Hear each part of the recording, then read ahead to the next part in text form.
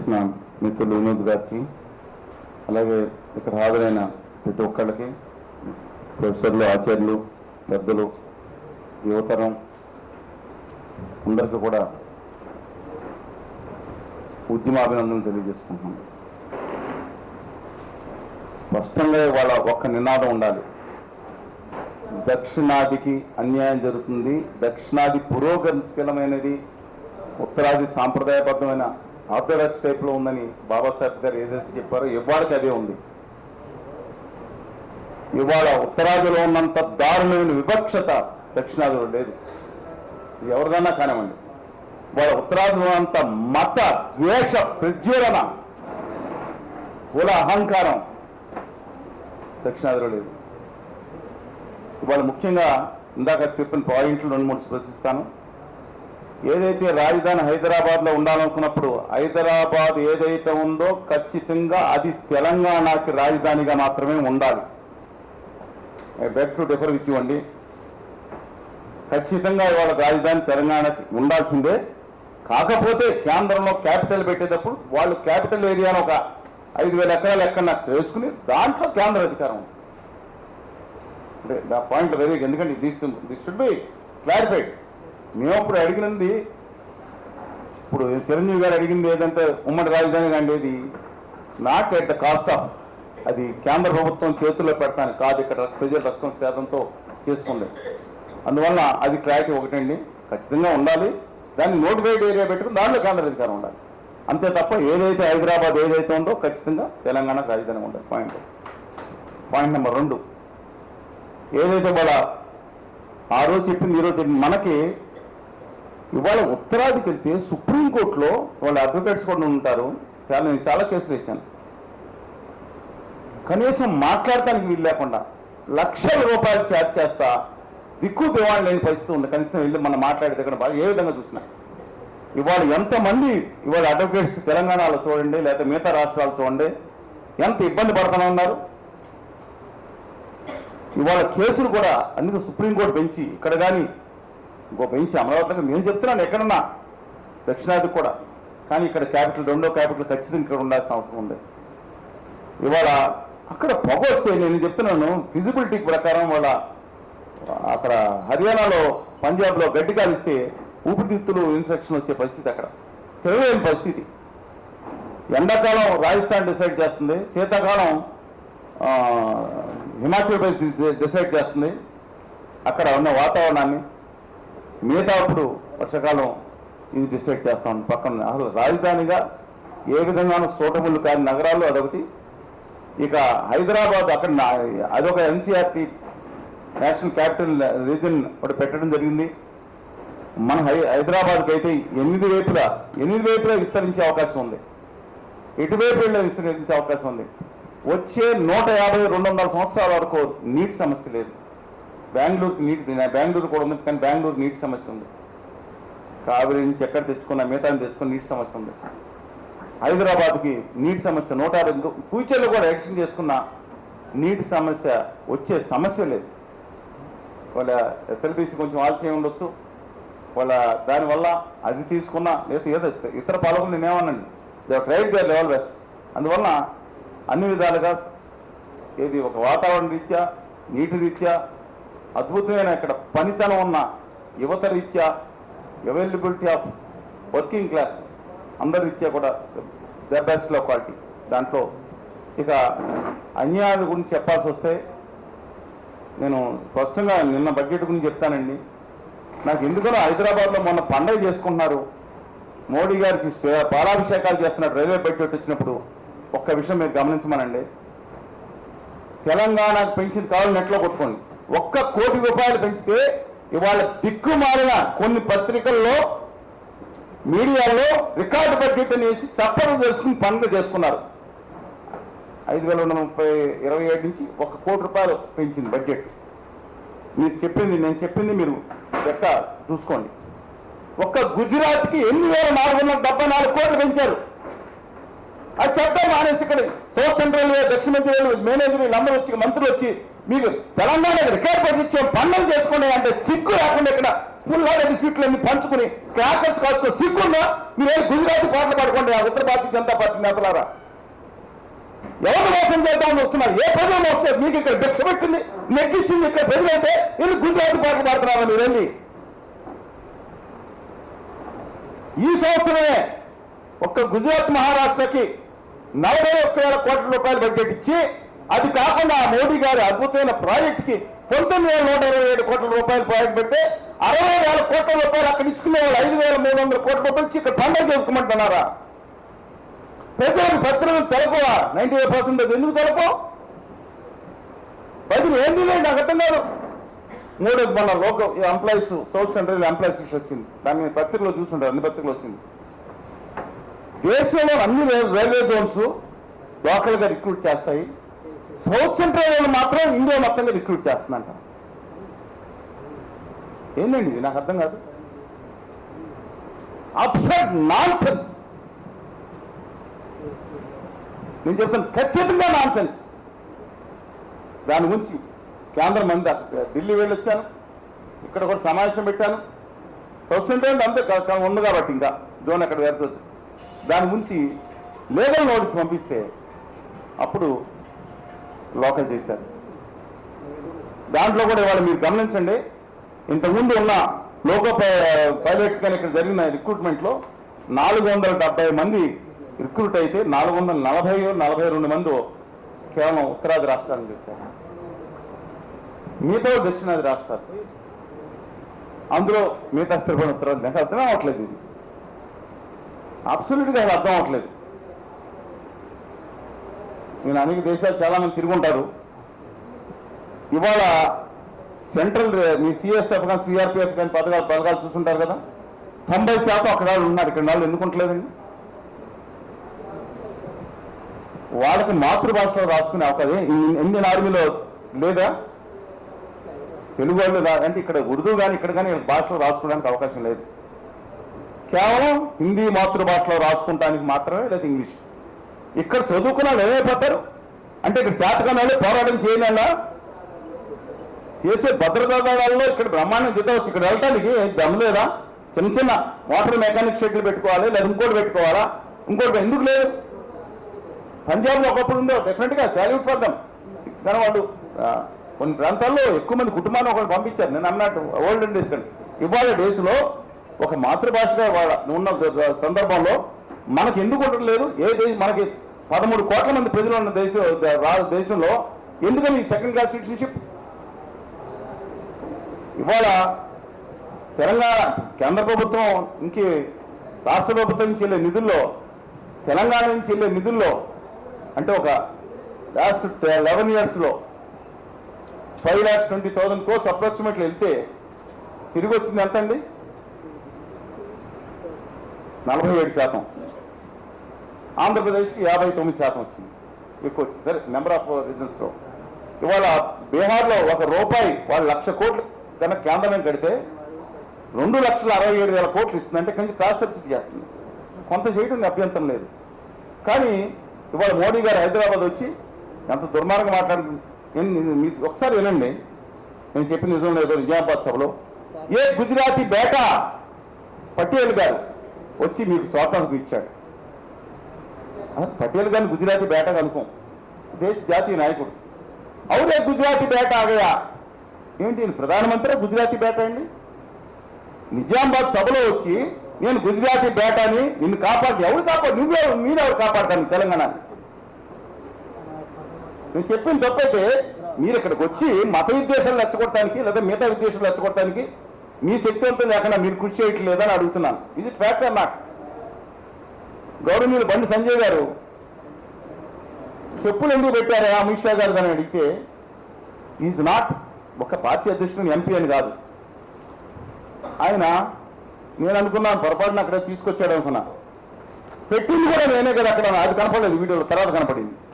మోదీ అమిత్ షా గారు వస్తే చెప్పులు తీసుకెళ్ళి లోపల దాచి మళ్ళీ వెంటనే వినయంగా తీసుకొచ్చి ఎందుకు అంజయ్ గారికి జరిగిన అవమానం, ఆ రోజు ఎన్టీ రామారావు గారు పార్టీ పెట్టడానికి ఒక కారణం. ఇవాళ ఇదేందండి నాకు అర్థం కాదు. దీన్ని సమర్థించుకుంటారేంటి? అందువల్ల అపార్ట్ ఫ్రమ్ దిస్ ఇవాళ బడ్జెట్లో సెంట్రల్ బడ్జెట్స్లో నుండి మళ్ళీ చెప్తున్నా, రైల్వే బడ్జెట్లో జరిగిన మోసం చెప్పాను. ₹1 పెంచి ఆడకేమో 15,000 కోట్లు పెంచారు. ₹1 పెంచి 15,000 కోట్లు. ఇక్కడ సెంట్రల్ బడ్జెట్లో సెంట్రల్ ఇన్స్టిట్యూట్స్ హైదరాబాద్లో 27 మేజర్ పరిశోధనా కేంద్రాలు ఉన్నాయి. రైస్కాన్ నెంబర్ ఆఫ్ మైనర్ పరిశోధనా కేంద్రాలు ఇంకో 70 దాదాపుగా, అంటే 100 పైసీలకు ఉన్నాయి. వాళ్ళ నిధుల విషయంలో స్వయం పోషకాలుగా వదిలేస్తున్నారండి. ఇక్కడ మధ్యప్రదేశ్ నుంచి గుజరాత్ వరకు సెంట్రల్ గవర్నమెంట్ ఫండ్స్ ఇస్తూ ఉంది. ఏం చేయాలి దీన్ని? ఆర్టీఐ యాక్సెస్ చెప్పరు, ఎలా అడ్డుకోవాలి? ఇందాక సోదరులు చెప్పినట్టు ఎవరైనా సరే స్థానికుల అస్తిత్వం, తెలంగాణ అస్తిత్వాన్ని డెఫినెట్గా సమర్థించాలి. వస్తారు రాయలసీమ, తెలంగాణ ఏదైనా సరే. కానీ వాళ్ళు జరుగుతుందండి. మీరు ఒక్కసారి మీకు ఓపుకుంటే ఇక్కడ గౌడుగోడ ఉంది, బేగంపేట ఉంది, సికింద్రాబాద్ హోల్సేల్ మార్కెట్కి వెళ్ళండి. పాపం సామాన్యమైన వయసులు కూడా ఉండలేదు. 99% పేపర్ మర్చెంట్ అసోసియేషన్ 295 మెంబర్లు ఉన్నారు. స్థానికులు తెలుగు వాళ్ళు కానీ తమిళ కూడా ఉన్నారండి, ఉంది 14 మంది. ప్లాస్టిక్ హోల్సేల్ ట్రేడింగ్ 700 మంది ఉంటారు. ఒక్కరు తెలుగు వాళ్ళు లేరు. స్థానికంగా ఉన్న ఎవరు లేరు. మొత్తం హోల్సేల్ ట్రేడింగ్ అంతా సరే, రోలింగ్ మిల్స్ సహా 99 100%. నేను వ్యాపారం చేసుకున్నది తప్పులేదు, కానీ ఒక్కటి చెప్తాను మీకు, వ్యాపారం చేసుకోవడం తప్పులేదు. విజయవాడలో బలహీన వర్గాల యువకులు విభజన హామీలు కావాలని కాగితం రికమెండేషన్ తీసుకెళ్తా ఉంటే గుజరాతీ వ్యాపారులు వచ్చి అమ్మాలి బూట్లు తిప్పి, మీరు కావాలి అన్ని వీడియోలను చూసుకోండి, కొట్టి ఆ ప్రభుత్వాలు గుజరాత్లు కాదు వీళ్ళని జైల్లో వేసారు. 21 రోజులు డిమాండ్. రక్తం కాస్తున్న యువకుల్ని 21 రోజులు డిమాండ్లో పంపించారు. ఆ కొట్టిన పీయూష్కి దేశానికి బీజేపీ విజయవాడలో 1 టౌన్ సీట్ ఇచ్చింది. ఇక్కడ పాలకులు వాళ్ళ గుమా వ్యాపారులకి, ఢిల్లీ పాఠశాలకి, రాణి వ్యాపారులకి బానిసలుగా మారారు లేదా ఆలోచించుకోండి. తెలంగాణ రాష్ట్ర వచ్చిన తర్వాత మొన్న 15 నెలల ఎన్నికలు జరిగి మంత్రివర్గ విస్తరణ కోసం యూనారిక్ మేబీ అండి వాళ్ళు ఢిల్లీ రాణి సాహెబ్ గారు ఆదేశించాలా? ఏంటండి నాకు అర్థం కాదు. ఏదో 4 రోజులు 15 నెలల నుంచి వాళ్ళు అది చేయాలా? బీజేపీ అయితే ఆ బీజేపీ కాదు అది యాక్చువల్గా, మన్నించాలి, ఉత్తర భారతీయ జనతా పార్టీ. ఇవాళ హైదరాబాద్లో వచ్చి సంపర్క దివస్ లేదా ఇంకో నాకు అర్థం కాదు ఏంటండి అది? ఓ జాతీయ పార్టీనా? ఇవాళ కర్ణాటక వెళ్తే మొత్తం నేను చెప్తున్నానండి, వాళ్ళ ఓ ఎంపీ దగ్గర నుంచి 90%, 95% బిజినెస్ అక్కడే ఉంది. హైదరాబాద్లో ఇవాళ పిన్నా ప్రతాప్ రెడ్డి గారు కానీ, లేకపోతే భూపాల్ గారు గద్వాల అయిన ఈకే గారి కంపెనీలకి కానీ, మొత్తం ఆంధ్రప్రదేశ్లో 6 కంపెనీలు ఒక అదానీ గారు కాజేశాడు. 6 కంపెనీలు ప్రతిష్టాత్మక సంస్థలు, తెలుగు సరే ఎవడైనా కానీ ఢిల్లీ అయితే కనబడతా ఉంటాడు. 6 సంస్థలు పేక మీద కత్తిపెట్టి వేల కోట్ల రూపాయలు పేక మీద కత్తిపెట్టించి బ్లాక్ మెయిల్ చేయించి వాళ్ళ అదానీ గారు ఒక్కడే. ఇవాళ ఈ తెలంగాణ ఇవాళ నాకు అర్థం కాదు. గవర్నీయులు ముఖ్యమంత్రి గారు దుర్మార్గం చేశాను, క్యాన్సిల్ చేశానన్నారు ప్రాజెక్ట్స్ అండి. నేను మళ్ళీ చెప్తున్నా, చాలా మోస్ట్ ఇంపార్టెంట్ పాయింట్. ఇక్కడ జలాలు ఎవరి సరే వచ్చిన జలాలు ప్రాజెక్టులు కట్టుకుంటే దీనికోసం వేలాది ఎకరాలు ఆదానికి పంపుడ్ స్టోరేజ్ ప్రాజెక్టులకి ఇంకొకళ్ళకి వాళ్ళకి ఇచ్చి ఇక్కడ 10,000 ఎకరాలు, 20,000 ఎకరాలు, 50,000 ఎకరాల్లో ఎంతైనా తెలుగు రాష్ట్రాల్లో పంజరం చేసి ఈ జలాలను వాళ్ళు తీసుకుని పంపుడ్ స్టోరేజ్ ఏంటి? ఎవరు కట్టారు? ప్రైవేట్ అధికారులు అధికారులు ఏంటి? 99% అక్కడి నుంచి వచ్చి ఏం లేదు నాకు అర్థం కాదు. ఇక్కడ టీఎస్ జెన్కో అదేపీ జెన్కో ఏదన్నా గారు అద్భుతంగా పనిచేస్తున్నాయి. ఇక్కడ ఎంప్లాయీస్ కొన్ని ఉంటాయి.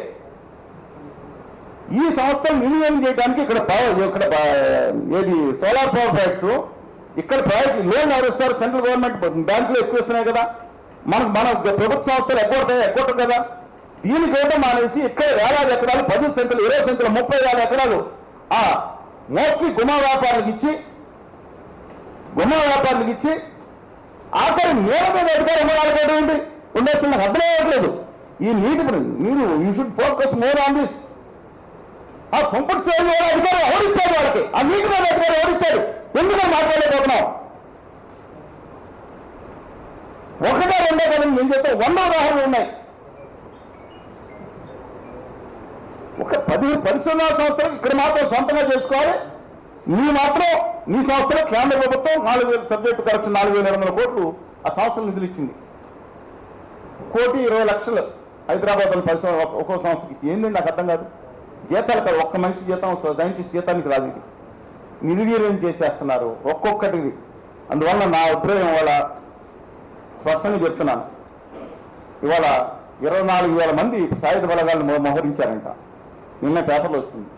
భయంకరంగా కడిగొట్టలు యుద్ధం గడగడలాడించేస్తున్నారు. ఎవరి మీద? తప్పుదారి పట్టిన హింసావాదం పట్టిన నక్సలైట్ల మీద. ఓకే, హింసావాదం తప్పు అనుకుంటాను. నేను అనుకున్నాను పహల్గాం గురించి మోహరించారేమో అనుకున్నాను. గుమా వ్యాపర్స్ నేను హింసావాదానికి ఖచ్చితంగా వ్యతిరేకం మావోయిస్టు చేసిన ఎవరు చేసిన. కానీ నేను చెప్తున్నాను, ఎంతటి అక్కడ జర్నలిస్టులు పిలవండి, ఏం జరుగుతుందో. ఎవరి కోసం చేస్తున్నారండి? గుమా వ్యాపారులు. నువ్వు మా విశాఖ ఉక్కు ఆంధ్ర హక్కుని మీరు అనుకో, తెలుగు జాతి హక్కు. కరీంనగర్లో చారెడ్డి ఎందుకు చనిపోతాడు? గొప్పాగర్ ఎందుకు చనిపోతాడు? హైదరాబాద్ జిల్లాలో ఎందుకు? ఖచ్చితంగా తెలుగు జాతి హక్కు. అది ఆత్మత్యాగంతో సాధించుకుంటే దానికి మైన్స్ ఇవ్వకుండా మీ గుమా వ్యాపారుల కోసం మైన్స్ కేటాయించుకుంటా ఇవాళ ఛత్తీస్గఢ్ అడవులను రక్తసిక్తం చేస్తున్నారు. ఎవరి కోసం? మీ గుమా వ్యాపారుల కోసం.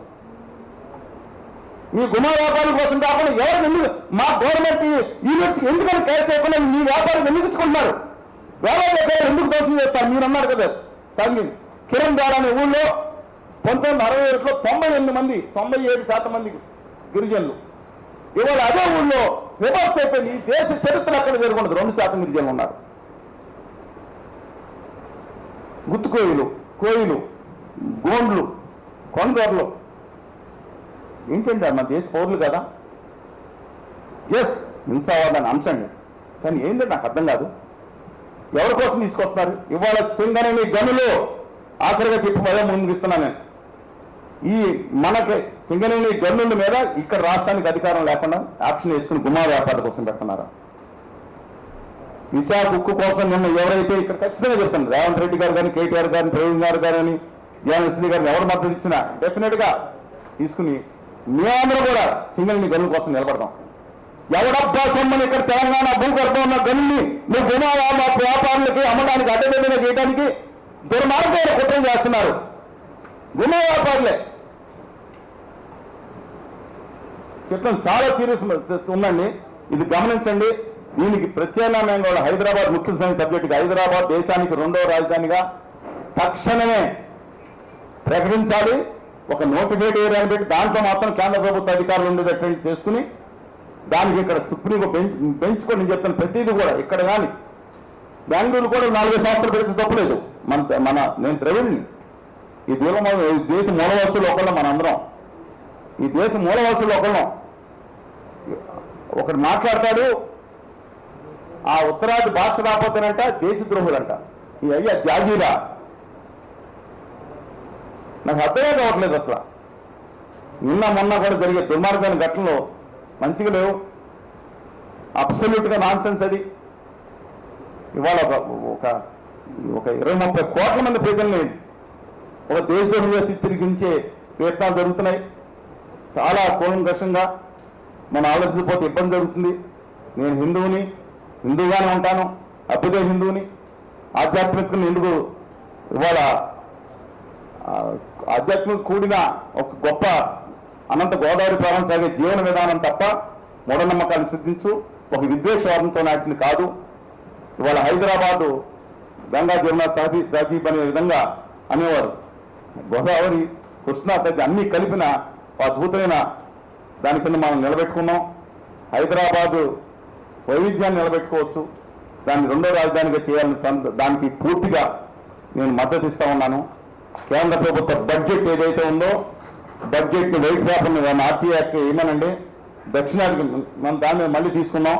ఎందుకంటే 7,000 కోట్లు 60,000 కోట్లు మీకు ఇప్పుడే చెప్పాను. ఇంత చిన్న విషయాలు ఇంత అన్యాయం జరుగుతుంటే ఇక్కడ ప్రజలు ఎందుకు మౌనంగా ఉన్నారో నాకు అర్థం కావట్లేదు. దయచేసి గమనించి మంచి నాకు అవకాశం ఇచ్చిన అందరికీ ధన్యవాదాలు తెలియజేస్తానండి.